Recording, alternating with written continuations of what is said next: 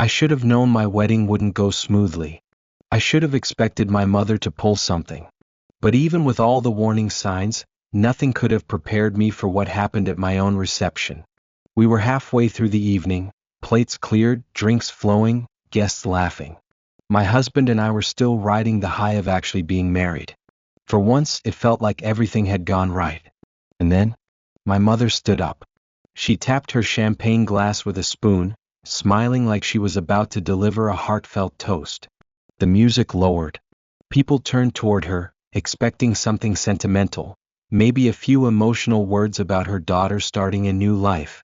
Instead, she looked me dead in the eye and said, "I have a surprise." A few guests chuckled. Someone near the bar clapped, thinking this was some sweet wedding tradition.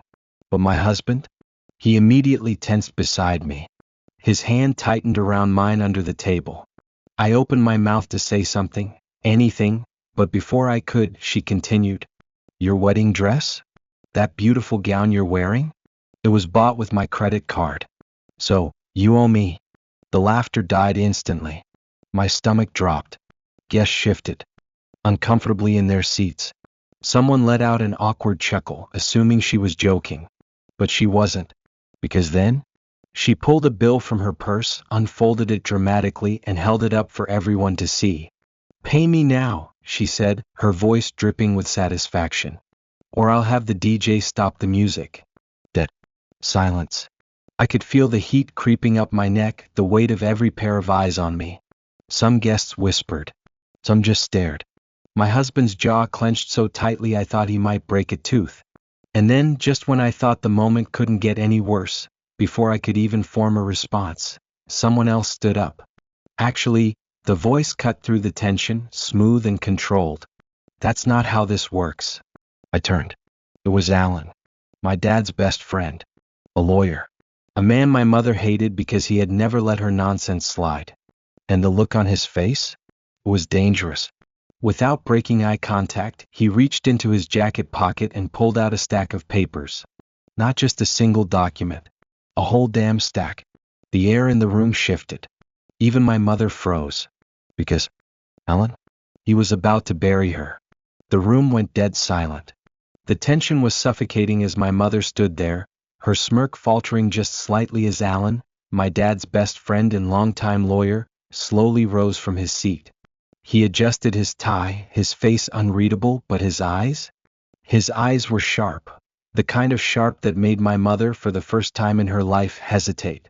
"Actually," Alan said, his voice calm but commanding, "that's not how this works." A ripple of confusion spread across the room. Guests exchanged glances. A few people whispered, trying to figure out if this was some kind of weird wedding prank. But my mother? She knew. She felt it. Her hands curled into fists, her nails digging into the tablecloth. She forced out a fake laugh, though it came out shakier than she probably intended. "Oh, come on, Alan," she scoffed. "This has nothing to do with you." Alan tilted his head slightly, his expression too relaxed, too confident.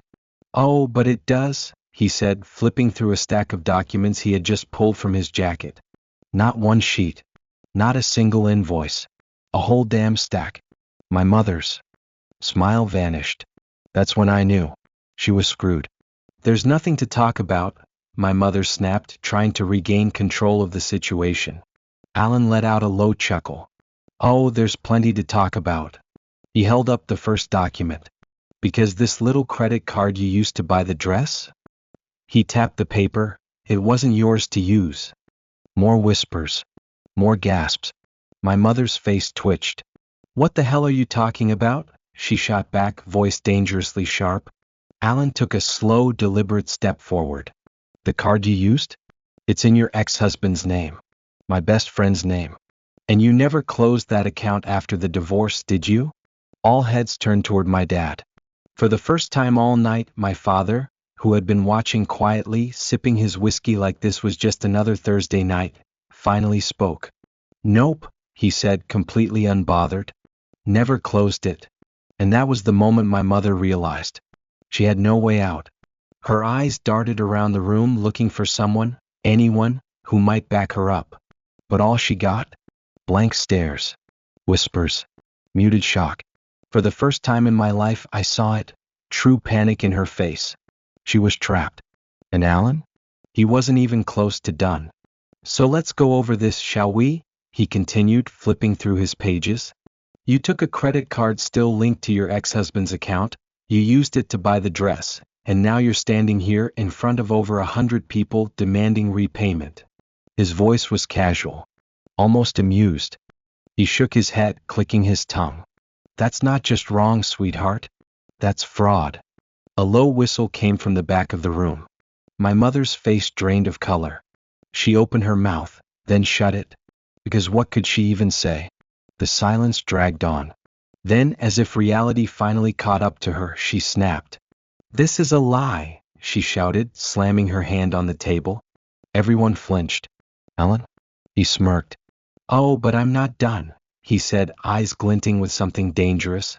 The room wasn't just silent anymore. It was heavy. Like the air had been sucked out, leaving nothing but the weight of my mother's impending downfall. She tried to regain control. This is ridiculous, she snapped, her voice higher than usual. You're twisting things, Alan. You're just trying to humiliate me. Alan chuckled softly, shaking his head. Humiliate you? He repeated. Oh no, sweetheart. I'm just getting started.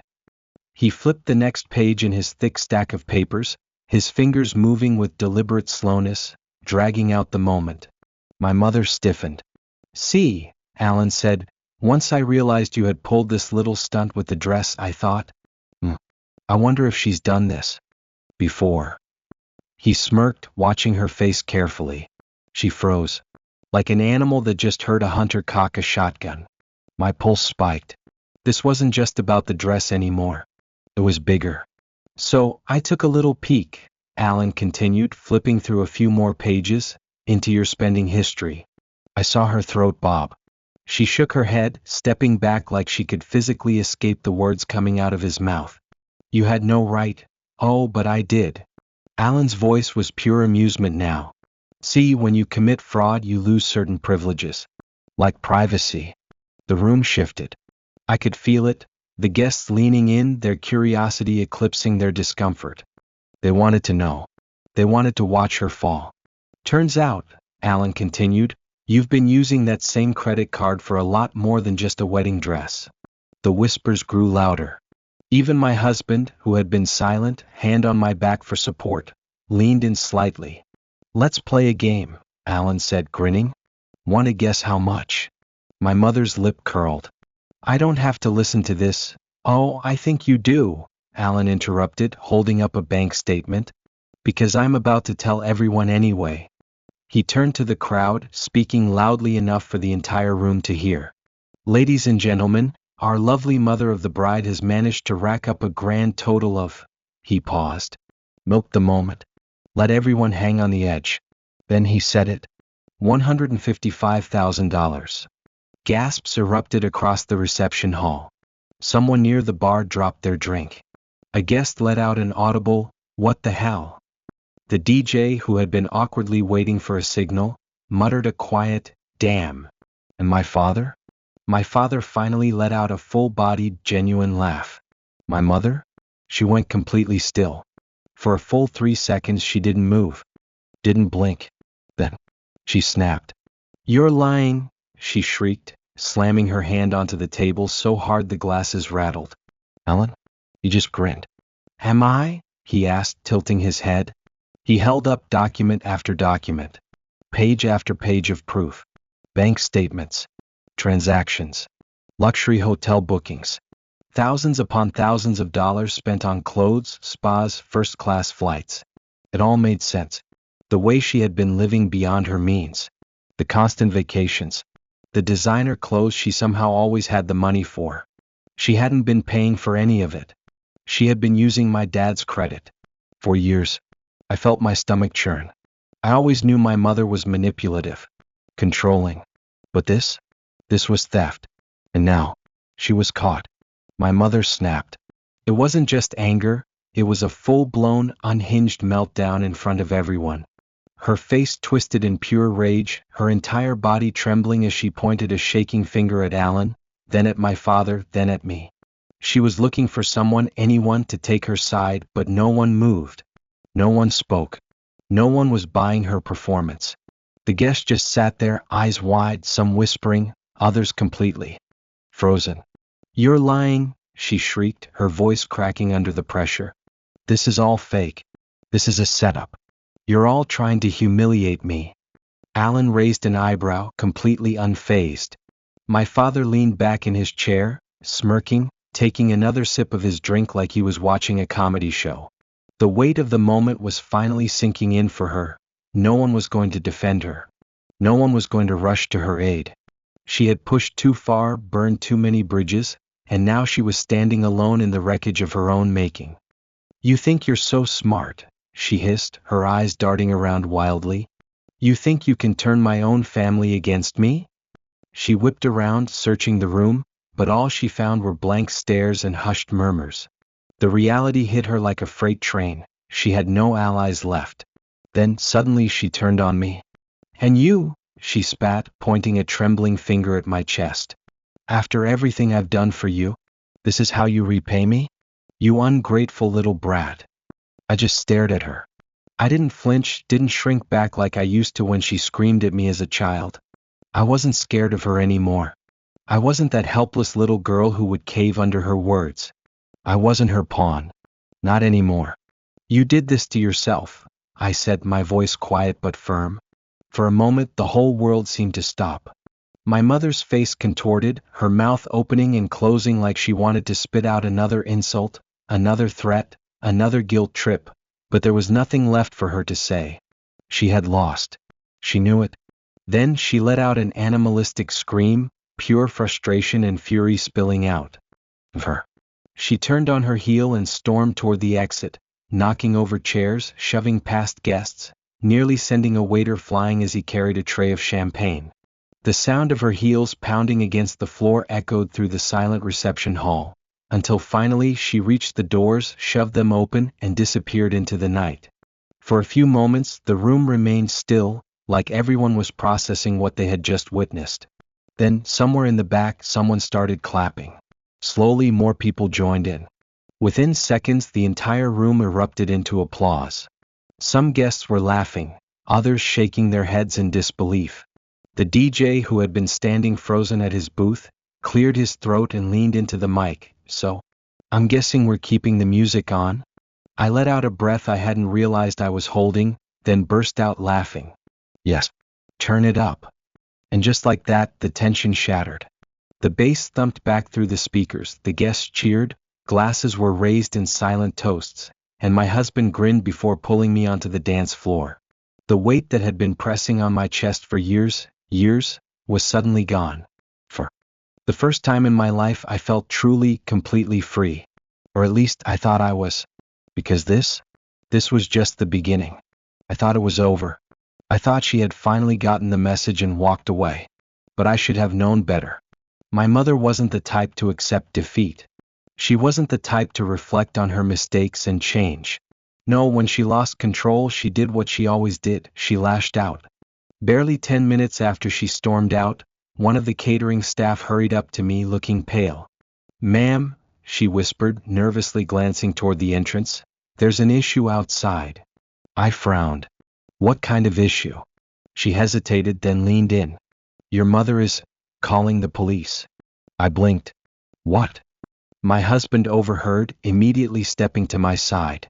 My father and Alan, who had been casually sipping their drinks at the bar, both turned their heads sharply.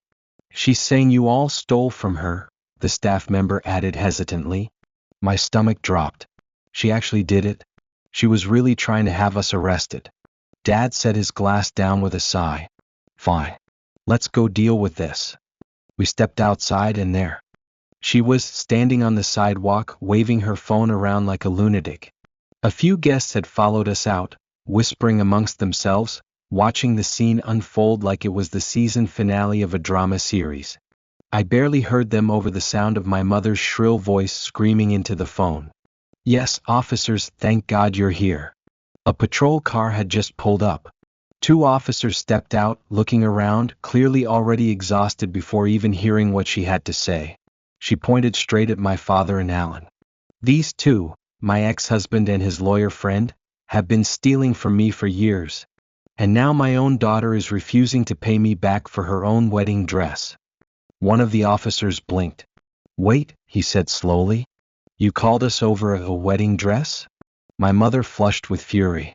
This isn't just about a dress, she screeched. They've been financially abusing me for years. My ex-husband has been secretly taking my money, and now they're all conspiring against me.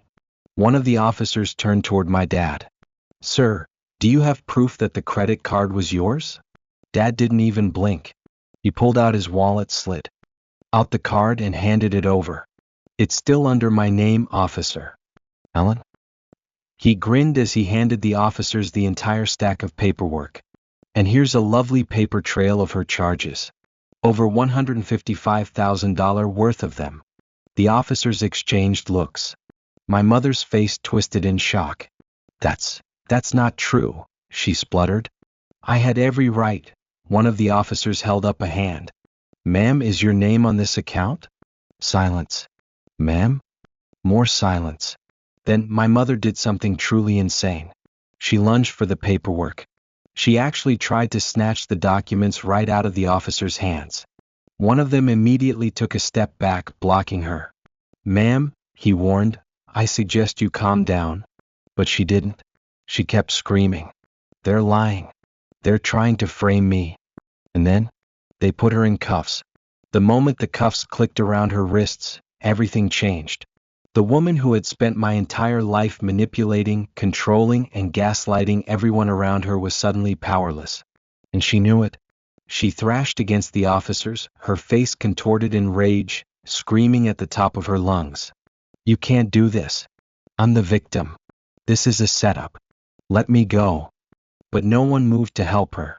No one came rushing to her defense. Guests were still gathered outside, some whispering, others watching in stunned silence.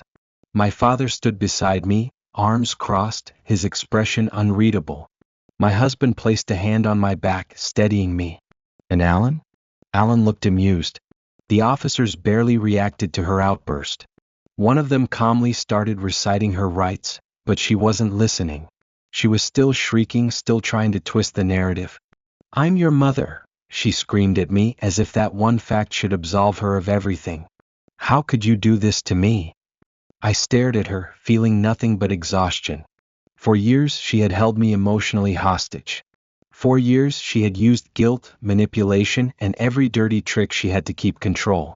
But now she wasn't in control. Not anymore. You did this to yourself, I said, my voice calm. Her eyes widened, a flicker of real fear flashing across her face. Then just as quickly she turned her rage on my father. You set this up. This is all your fault. Dad chuckled. Sweetheart, you stole $150,000 from me.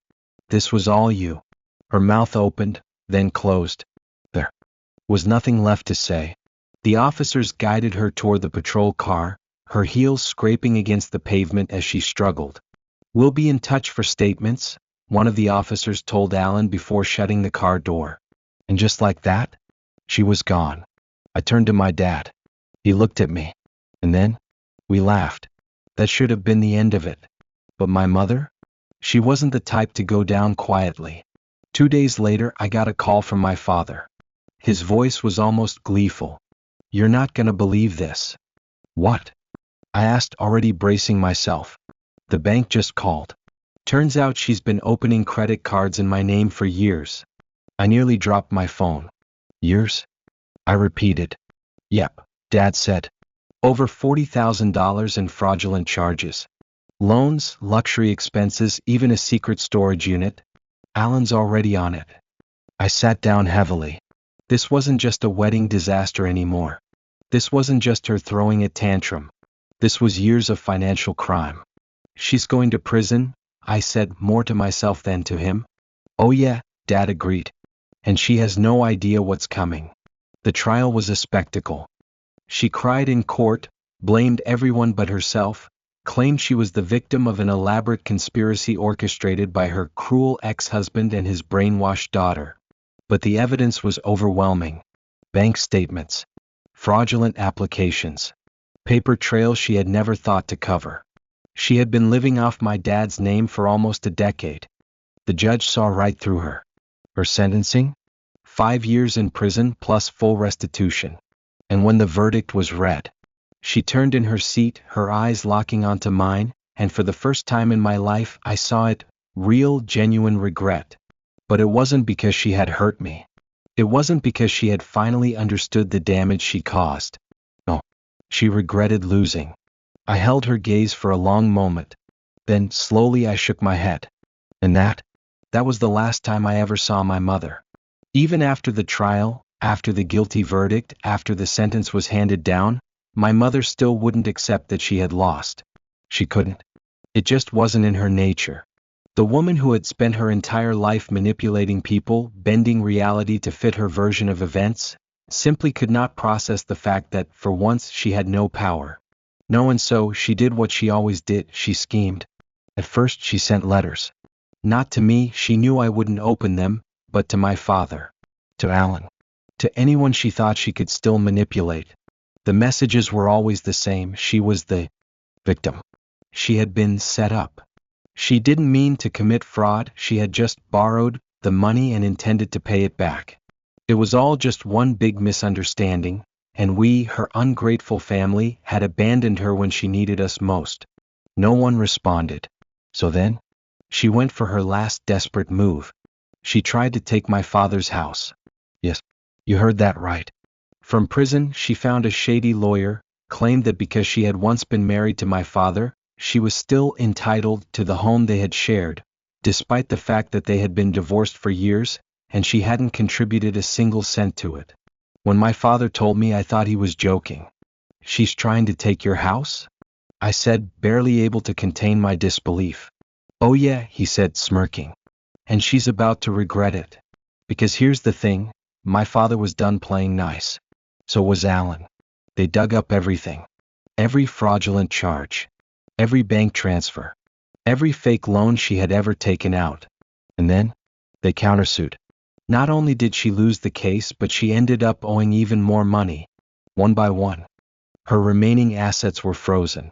One by one, the creditors she had scammed came after her. Within 6 months, she had nothing left. Her bank accounts were empty. Her car was repossessed. She was even evicted from her tiny prison-funded halfway house. She had spent her whole life manipulating people for money. And now, she didn't have a single cent to her name. The last time I heard from her was almost a year after she was released. She showed up at my doorstep, unannounced. I barely recognized her. She had lost weight. Her hair, once always perfectly styled, was now messy and unkempt. She wasn't wearing her designer clothes anymore. She looked small. For the first time in my life, she looked powerless. I stared at her through the peephole for a long moment, debating whether or not to even open the door. Some part of me, the part that had spent years desperately trying to earn her love, wanted to hear what she had to say. But the stronger part of me, the part that knew better, that part was so damn tired. Finally, I opened the door. She looked up at me, her eyes tired, her lips slightly parted like she had practiced exactly what she was going to say. For a long moment, she just stared at me. I lost everything, she said finally, her voice quiet. I have nowhere to go. I didn't blink. That's not my problem. She swallowed hard. I'm your mother. I shook my head. No. You were a manipulator. A thief. A liar. You ruined your own life, and now you want me to fix it for you? After everything? Her eyes darted like she was searching for the right words, but there weren't any left. I made mistakes, she whispered. I laughed, a hollow, exhausted sound. A mistake is forgetting to pay a bill. A mistake is burning dinner. You spent years stealing from your own family, lying, manipulating, gaslighting. That's not a mistake. That's who you are. She opened her mouth, then closed it. She knew I was right. I took a slow breath, gripping the edge of the doorframe. You did this to yourself, I said. Now go. She hesitated for only a moment before turning and walking away. I didn't stop her. I never saw her again. It's been 5 years since that day. My father is thriving, traveling, fishing, living his best life, completely free from her shadow. Alan still laughs about the whole thing, calls it one of the easiest cases of his career. My husband and I just bought our first home together. And my mother? Last I heard, she was working a minimum wage job, living in a tiny rented room, still blaming everyone else for what happened. Still refusing to accept responsibility for her actions. But I don't think about her much anymore, because for the first time in my life, I'm truly, completely free. And that's the best revenge of all. Some people say revenge isn't worth it, that you should just walk away, let karma do its thing and move on. And maybe that works for some. But me? I don't regret a single thing. My mother spent years controlling, manipulating, and stealing from the people who loved her. She thought she could get away with it forever. She thought she was untouchable.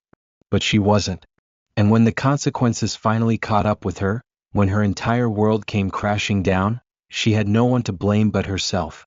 I didn't destroy her. She destroyed herself. And now, I don't think about her much anymore. Not really. I don't wonder where she is. I don't check to see if she's still trying to scam her way back into a comfortable life. I don't waste a single second worrying about whether she's learned her lesson. Because honestly, I don't care. My father is happier than I've ever seen him. Free. Actually living his life without her constantly draining him dry. My husband and I are thriving. We have our own home now, a life free from her toxicity, and most importantly, peace. And that's what this was all about in the end, wasn't it? It was never about revenge. It was about freedom. And for the first time in my life, I have it. And that's worth everything.